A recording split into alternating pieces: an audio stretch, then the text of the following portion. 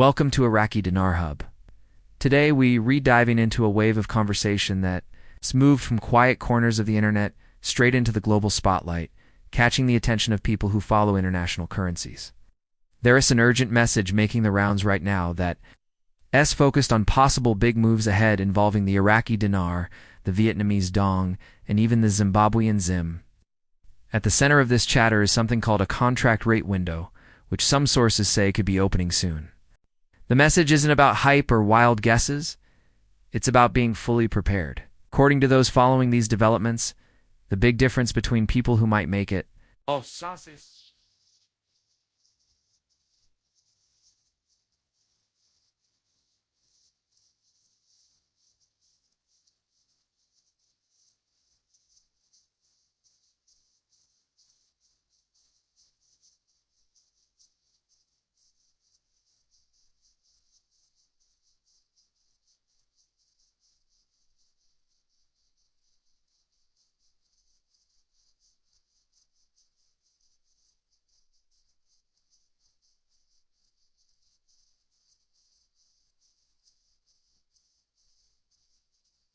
You would be an inwaside by the one we sell poor one we send proud we are in with the one and we send one and whence in one and one and one I self play I down with time when I we sin we some with this with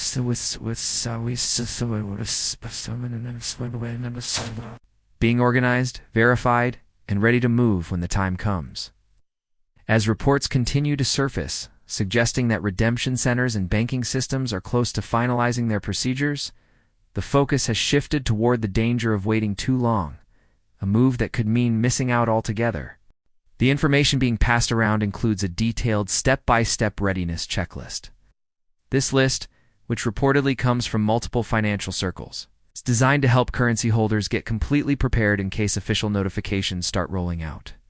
These reports describe the redemption process as very structured and selective.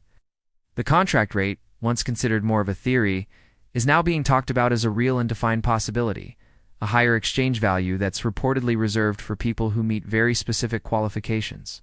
The reports describe this contract rate as something special, a premium value above what's available on the regular market. The reason behind it, according to sources, is that it's meant for people who plan to put their money to good use through humanitarian projects, business investments, or long-term economic efforts. Basically, it's not just about cashing in, it's about proving that you're ready to reinvest and help rebuild. The main message circulating among these advisory circles is clear. This won't be a passive process. People are being urged to start organizing their documents, verifying their currency, or creating a simple but solid plan for how they'll handle their potential new wealth responsibly.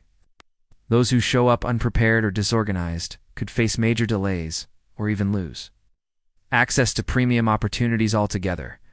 According to these sources, the very first thing to get right is documentation. It's the foundation of everything else.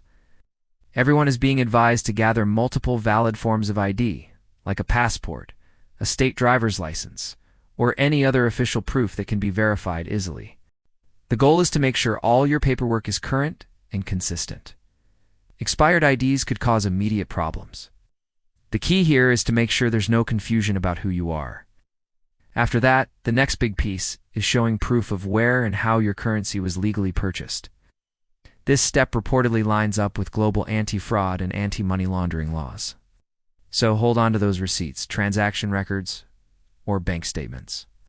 If you don't have the originals, a notarized statement confirming ownership might help, but originals are always best. Next up, proof of address. Like most banking or financial processes, redemption centers will likely need something recent like a utility bill, tax paper, or account statement with your name and address. This step helps verify where you live and adds another layer of security. Banks might also take a look at your financial background to make sure everything checks out and you're already compliant with KYC, know your customer standards. Missing or unclear records could slow you down, so it's worth getting everything in order ahead of time. The main idea behind this entire documentation stage is to weed out any potential fraud while making things faster and smoother for those who've done their homework. Once the paperwork side is covered, the second key point is presentation. Redemption appointments, according to the reports, won't be long, maybe just a few minutes, and will be tightly managed. During that short window, you'll need to prove who you are. Show your verified currency and present yourself as someone who's responsible and organized. That's why experts are recommending that all documents be neatly arranged in labeled folders or binders, both physical and digital copies. Having backups of everything printed and digital can prevent problems if tech issues pop up. Being neatly organized, calm, and confident reportedly goes a long way. Some even suggest practicing a short 2-minute rundown of your project plan or goals so you can explain it clearly and professionally if asked. The next piece of the puzzle is mindset and discipline. People following this closely say that how you carry yourself might actually affect whether or not you qualify for the higher rates. Redemption staff are said to be trained to watch how prepared and composed people are, not just their paperwork. So if someone shows up impatient, nervous, or argumentative, it could hurt their chances of getting premium consideration.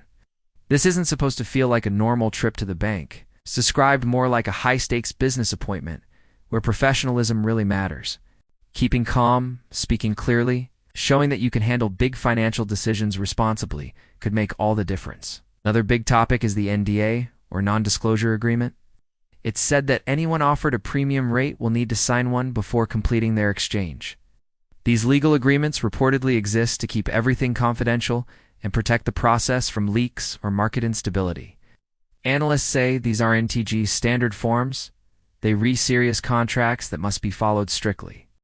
It's highly recommended to read them carefully and, if possible, get legal advice before signing. Once you agree, you'll be bound by strict confidentiality rules. Breaking them even by accident could supposedly lead to serious legal trouble or even losing the payout entirely. The rule of thumb here is simple. Silence and discretion will be mandatory. The reports also note that not every bank will handle these exchanges the same way. Some of the major global institutions, what analysts call Tier 1 banks, might be the only ones offering these premium contract rates. Smaller, or local banks, could still participate, but only at regular rates. That means it's crucial to know in advance which financial institutions are actually authorized for this process. People are being urged to research their banks, find the right contacts, especially within private banking or wealth management divisions, and stay alert for potential scams. Fraudsters are expected to take advantage of the buzz, setting up fake websites, emails, or offers. No legitimate center will ever ask you to mail in your currency ahead of time. That's an instant red flag. Always double-check and only deal directly with verified official sources. Another major part of the preparation involves having a solid, realistic plan for what to do with the funds afterward. This isn't just encouraged, it's reportedly something redemption centers might look for. A simple, well-thought-out reinvestment or humanitarian project plan can show that you're serious about using your potential wealth for something meaningful. That could mean community projects, education, healthcare, infrastructure, or environmental programs. The goal isn't to come up with something massive, but to show clear, practical thinking and accountability. A short, professional summary that highlights goals, budgets, and outcomes is ideal, and being able to talk about it confidently could leave a strong impression. Timing is another major factor. Once the exchange process starts, things could move very quickly. Notifications might come through phone calls, secure emails, or encrypted messages, and appointments will likely be strict and time-sensitive. Missing your time slot or arriving late could cause you to lose your place altogether. That's why experts are encouraging people to have their schedules clear, transportation ready, and backup plans in case of last-minute changes. The first wave of appointments could happen around the clock, under high security, so staying alert and responsive will be essential.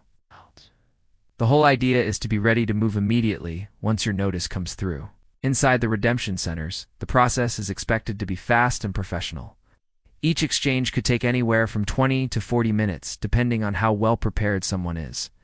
In that short time, all documents will be checked, currency authenticated, and NDAs signed. Those being considered for premium rates might then move into a separate, secure area for final steps. Understanding this process ahead of time can really help reduce stress and ensure everything runs smoothly. Walking in organized, calm, and confident could make a huge difference in how the experience goes. But even after the exchange, the work doesn't stop there.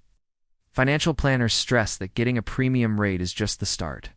Managing that wealth wisely will be the real challenge. That means putting together a professional team, tax experts, legal advisors, and asset protection specialists before the exchange even happens. They can help you set up trusts, LLCs, or other entities to protect your funds and stay compliant with tax laws. The first 90 days after the exchange are expected to be volatile, so having guidance in place early could make or break long-term success. Finally, there's the issue of personal and digital security. Once the funds are received, keeping quiet becomes crucial.